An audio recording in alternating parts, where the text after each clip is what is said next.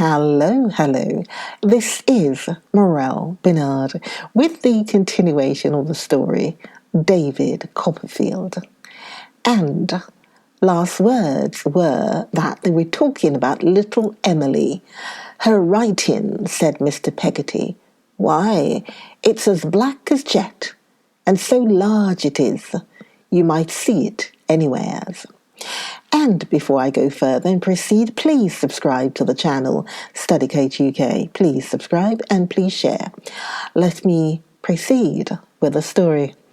It was perfectly delightful to behold with what enthusiasm Mr. Peggoty became inspired when he thought of his little favourite. He stands before me again, his bluff, hairy face, he radiating with a joyful love and pride for which I can find no description. His honest eyes fire up and sparkle as if their depths were stirred by something bright. His broad chest heaves with pleasure. His strong, loose hands clench themselves in his earnestness. And he emphasizes what he says with a right arm that shows in my pygmy view like a sledgehammer. Ham was quite as earnest as he. I dare say they would have said much more about her if they had not been abashed by the unexpected coming in of Steerforth, who, seeing me in a corner speaking with two strangers, stopped in a song he was singing and said, "I didn't know you were here, young Copperfield," for it was not the usual visiting room, and crossed by us on his way out. I'm not sure whether it was in the pride of having such a friend as Steerforth, or in the desire to explain to him how I came to have such a friend as Mr. Peggoty, that I called to him as he was going away. But I said modestly, "Good heaven, how it all comes back to me this long time afterwards. Don't go, Steerforth, if you please. These are two Yarmouth boatmen, very kind, good people, who are relations of my nurse, and have come from Gravesend to see me." "Aye, aye," said Steerforth, returning. "I'm glad to see them. How are you both?" There was an ease in his manner, a gay and light manner it was, but not swaggering, which I still believe to have borne a kind of enchantment with it. I still believe him, in virtue of his carriage, his animal spirits, his delightful voice, his handsome face and figure, and, for aught I know, of some inborn power of attraction besides, which I think a few people possess, to have carried a spell with him to which it was a natural weakness to yield, and which not many persons could withstand. I could not but see how pleased they were with him, and how they seemed to open their hearts to him in a moment. "You must let them know at home, if you please, Mr. Peggoty," I said, "when that letter is sent, that Mr. Steerforth is very kind to me, and that I don't know what I should ever do here without him." "Nonsense," said Steerforth, laughing. "You mustn't tell them anything of the sort." "And if Mr. Steerforth ever comes into Norfolk or Suffolk, Mr. Peggoty," I said, "while I'm there, you may depend upon it I shall bring him to Yarmouth, if you will let me to see your house. You never saw such a good house, Steerforth. It's made out of a boat." "Made out of a boat, is it?" said Steerforth. "That's the right sort of a house for such a thorough-built boatman." "So it is, sir, so it is, sir," said Ham, grinning. "You're right, young gentleman, Master Davy Boren. Right. A thorough-built boatman. Oh, that's what he is too." Mr. Peggoty was no less pleased than his nephew. though his modesty forbade him to claim a personal compliment so vociferously. "Well, sir," he said, bowing and chuckling and tucking in the ends of his neckerchief at his breast. "I thank ye, sir. I thank ye. I do my endeavours in my line of life, sir." "The best of men can do no more, Mr. Peggoty," said Steerforth. He had got his name already.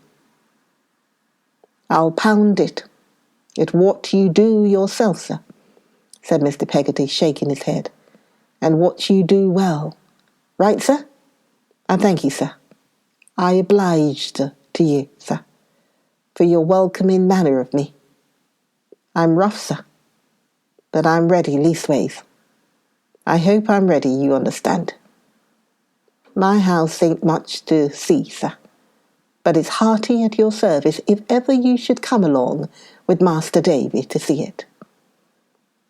"I'm a regular doorman, I am," said Mr. Peggoty, by which he meant snail, and this was in allusion to his being slow to go, for he had attempted to go after every sentence and had somehow or other come back again.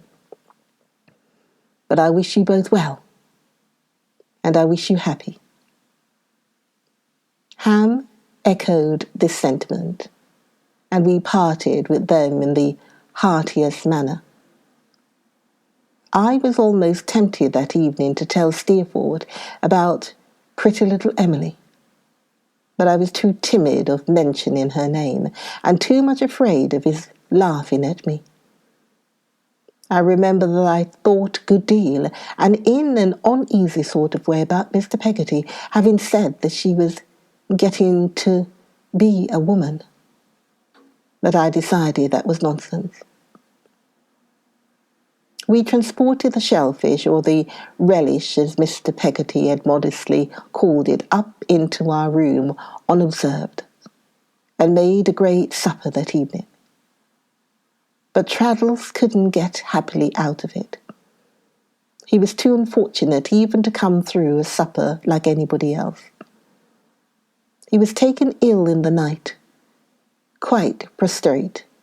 He was in consequence of crab, and after being drudged with black draughts and blue pills to an extent which Demple, whose father was a doctor, said was enough to undermine a horse's constitution, received a caning and 6 chapters of Greek Testament for refusing to confess. The rest of the half-year is a jumble in my recollection of the daily strife and struggle of our lives, of the wane in summer and the change in season, of the frosty mornings when we were wrung out of bed, and the cold smell of the dark nights when we were wrung into bed again, of the evening schoolroom dimly lighted and indifferently warmed, and the morning schoolroom which was nothing but a great shivering machine, or the alternation of boiled beef with roast beef, and boiled mutton with roast mutton, of clods of bread and butter, dog's-eared lesson books, cracked slates, tear-blotted copy books, canings, rulerings, hair-cuttings, rainy Sundays, suet puddings, and a dirty atmosphere of ink surrounding all. I well remember, though, how the distant idea of the holidays, after seeming for an immense time to be a stationary speck, began to come towards us and to grow and grow. How from counting months we came to weeks and then to days, and how I then began to be afraid that I should not be sent for, and when I learned from Steerforth that I had been sent for, and was certainly to go home, had dim forebodings that I might break my leg first. How the breaking up day changed its place fast at last, from the week after next to next week, this week, the day after tomorrow, today, tonight, when I was inside the Yarmouth mail and going home. I had many a broken sleep inside the Yarmouth mail, and many an incoherent dream of all these things. But when I awoke at intervals, the ground outside the window was not the playground of Salem House, and the sound in my ears was not the sound of Mr. Creakle giving it to Traddles, but the sound of the coachman touching up the horses. When we arrived before day at the inn where the mail stopped, which was not the inn where my friend the waiter lived, I was shown up to a nice little bedroom with dolphin painted on the door. Very cold I was, I know, notwithstanding the hot tea they had given me before a large fire downstairs. And very glad I was to turn into the dolphin's bed, pull the dolphin's blankets round my head and go to sleep. Mr. Barkis, the carrier, was to call for me in the morning at 9 o'clock. I got up at 8, a little giddy from the shortness of my night's rest, and was ready for him before the appointed time. He received me exactly as if not 5 minutes had elapsed since we were last together, and I had only been into the hotel to get change for sixpence or something of that sort. As soon as I and my box were in the cart, and the carrier seated, the lazy horse walked away with us all at his accustomed pace. "You look very well, Mr. Barkis," I said, thinking he would like to know it. Mr. Barkis rubbed his cheek with his cuff and then looked at his cuff as if he expected to find some of the bloom upon it, but made no other acknowledgment of the compliment. "I gave your message, Mr. Barkis," I said. "I wrote to Peggoty." "Ah," said Mr. Barkis. Mr. Barkis seemed gruff and answered dryly. "Wasn't it right, Mr. Barkis?" I asked after a little hesitation. "Why, no," said Mr. Barkis.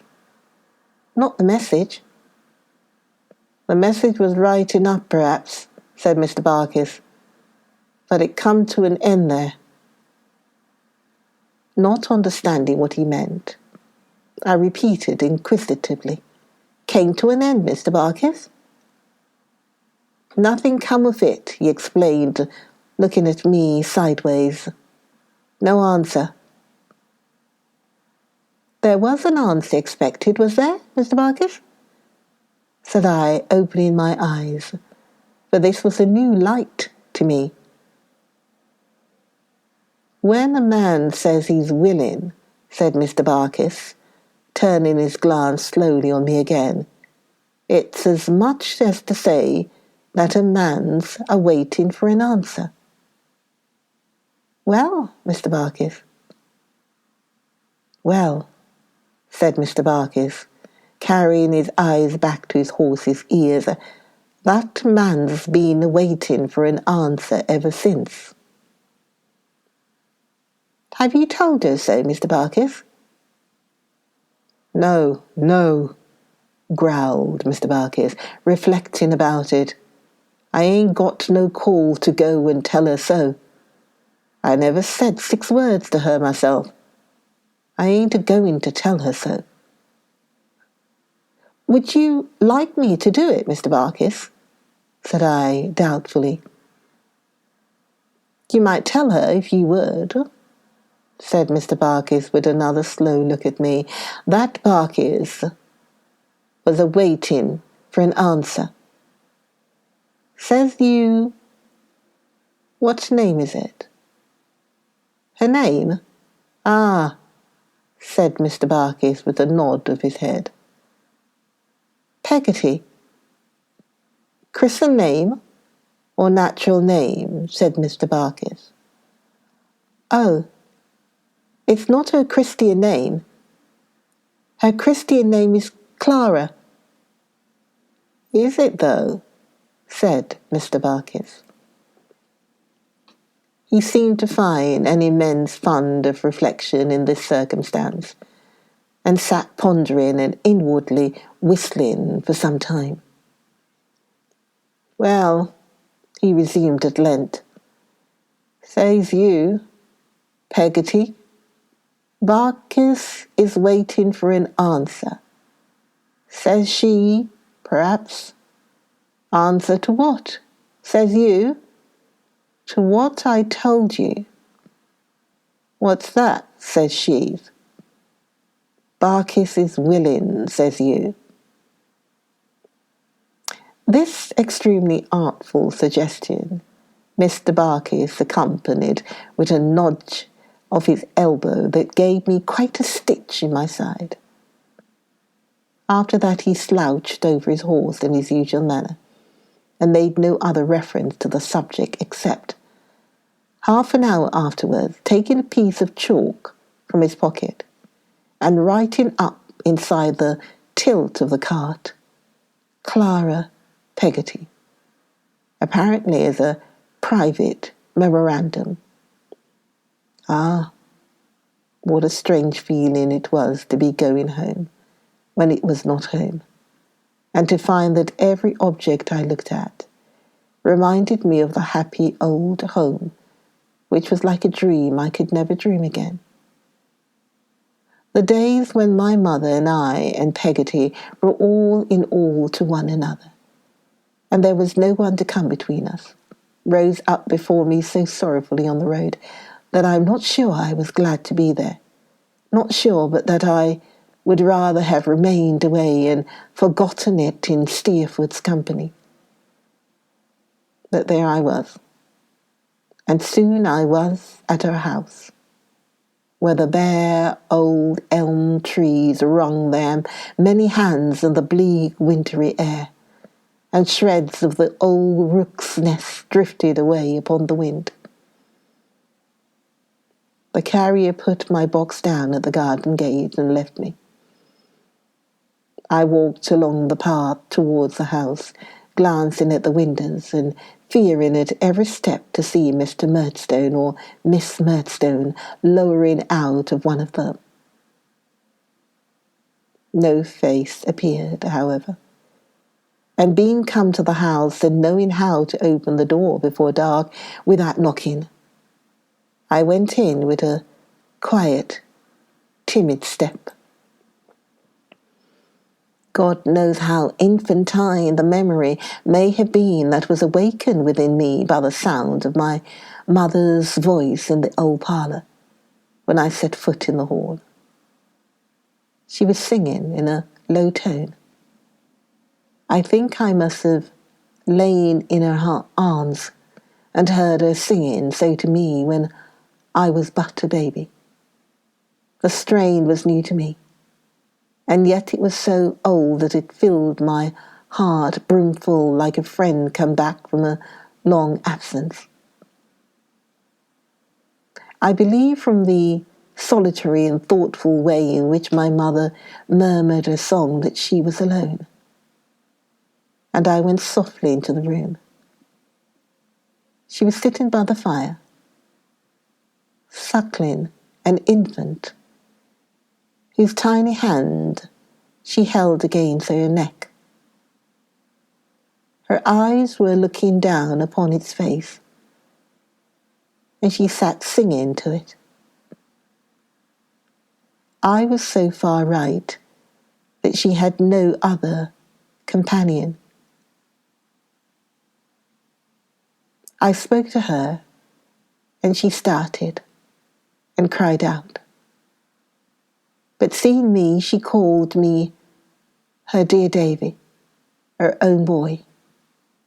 and coming half across the room to meet me, kneeled down upon the ground and kissed me, and laid my head down on her bosom near the little creature that was nestling there, and put his hand to my lips.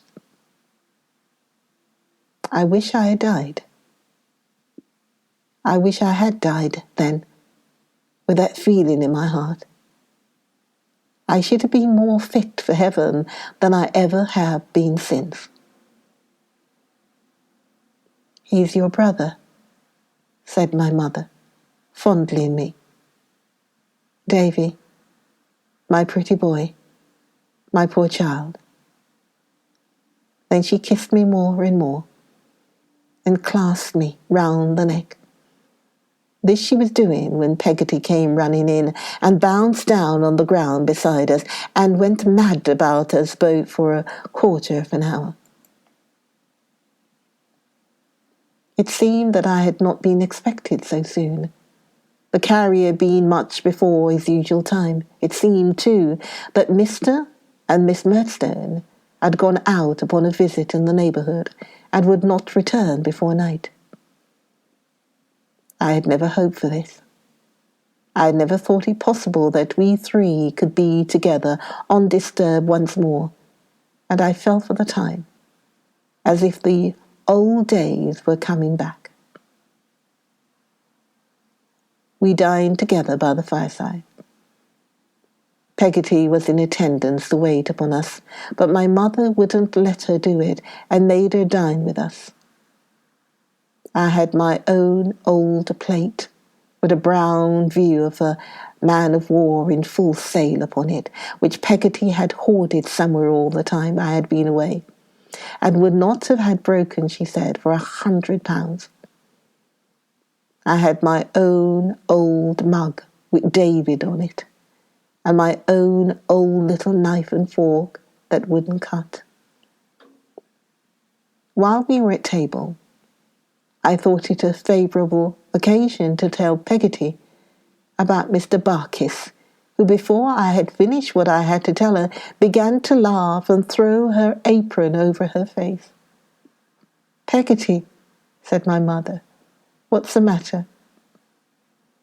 Peggoty only laughed the more, and held her apron tight over her face when my mother tried to pull it away, and sat as if her head were in a bag. "What are you doing, you stupid creature?" said my mother, laughing. "Oh, drat the man," cried Peggoty. "He wants to marry me."